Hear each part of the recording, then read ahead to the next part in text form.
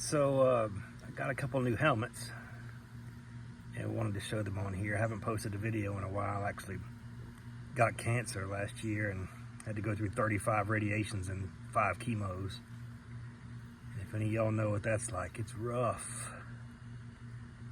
Really, really rough. I thought I was gonna die, but I didn't. I'm cancer free. So I asked my wife, hey, if I get free of cancer, can I buy this little Russian Adrian on the right that I've been looking for forever? I spent a lot of money on it. She said yes. So cancer free, got permission from the wife, bought it. Anyways, let me start with this one on the left. This is an early Ssh-39, very early.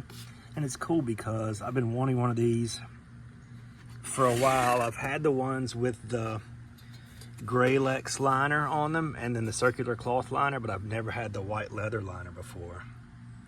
Really cool old look on these things. 9 tongues on it. And if you've collected these for a long time and have a lot of them, you'll notice that some of them have 7, some have 8, some have 9. I never have figured out a reason how to look for that. So what I want to talk about when I say Greylex, this is the ones I'm used to having, is these Greylex ones like this.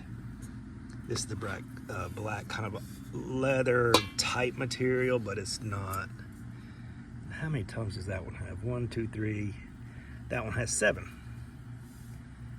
And then the new leather one has 9. And I also wanted to point out, I've done this in other videos, the different brim height on it. That this one, the brim sits up higher. This is a later Ssh-39 here with that circular cloth liner. So this one sits lower, the brim sits lower than the early one. If you compare these two, I know it's hard to tell, but I know what I'll do. I'll put them front to front, and then you'll be able to tell. Most unprofessional videographer. But here you can really tell. Here, I'll put this on. That the early Ssh-39s, the brim of them goes above the later Ssh-39s. To me, by late 1940, they had the lower brim on them. 1939 and the early 1940 with the red star on them had the higher brim. Also want to point out a difference in the chin strap material. This is a smooth cloth material. It reminds me a lot of the 1942 Russian chin straps typically. And this is what I'm used to seeing on most Ssh-39s. Is this honeycomb kind of thick, what is it, like a canvas type material. Get this one out of the way now.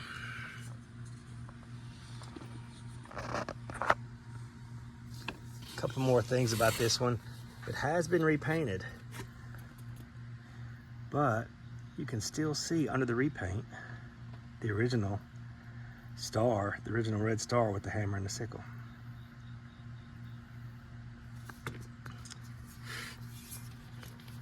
Another good thing about this one is, hopefully I can get it on here. Where's the stamp? There it is. Size 3, which is the big size, and dated 1939. Little bitty numbers underneath the size 3 says 1939. And this one would have been made in the Leesva factory. Anyways, great helmet. Yeah, the only downside I had to repaint over it, but it's doesn't take away a lot of it from me, just because you can still see the red star underneath, and the inside's still 100% original. Just to show you what that red star would have looked like. It would look like that. Kind of put them together here would be a good look, wouldn't it?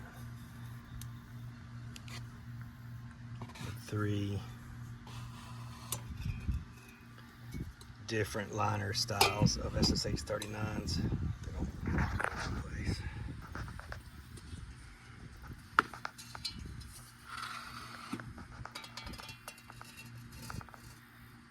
I don't think that there was a real difference in age in these two. Always. I think that the 39s could still have this. I actually have a 39 with this. What I mean is the very first 39s. I think even the very first 39s could have this black gray legs, but only the early helmets would have this leather. Later on, they switched over completely to this, and then in 40 and all through 41, they had this. It switched over in 40 to this, late 1940, and did this all the way through 41. So there's the three types of SSH-39 liners you should be looking for. Now let me get back to the Russian Adrian.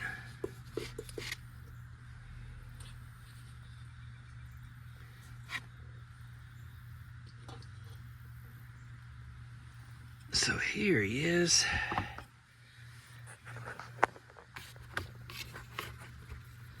For those that don't know, these were French helmets. Just like the Big Star helmets, they were French helmets from World War I that were sold to the Russian army, and the Russian army repainted them and put their own little badge on them.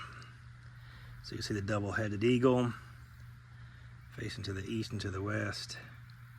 So the paint color and the badge are Russian, but everything else about this helmet is French. The French chin strap, French shell manufacturer, French liner. You can see the corrugated metal around the outside, the liner still intact.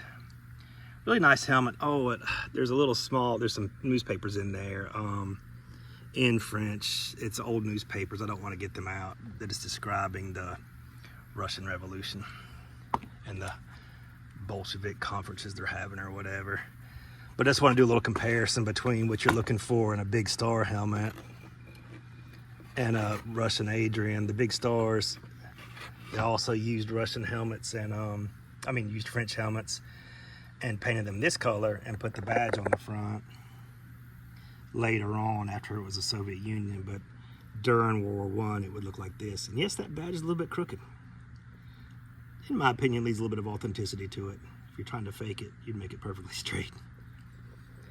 The World War I Adrian appears to be slightly larger. Maybe it's a size 2, because this Big Star helmet is actually a very small helmet. It's probably a size 1. To give you an idea what it looks like on the inside. Pretty much the same. It's a small one. So anyways, just wanted to show off the two new helmets. Been looking for both of these for a long time. The white leather, early SSH-39, large size with the red star on the front. At least they're covered up red star on the front. And an original Russian Adrian. One thing I'm looking for, original 1945. I think that's like the only hole I have left in the collection is an original 1945. Since they were only made like partly way through the year, kind of rare. If you have a good one, size 2 and up, all original, original white chin strap, original stamps, original paint, let me know. I had one, but the outside was like a shiny lime green repaint, and probably done sometime in the 70s or something, so I repainted it and sold it. The inside was still original though.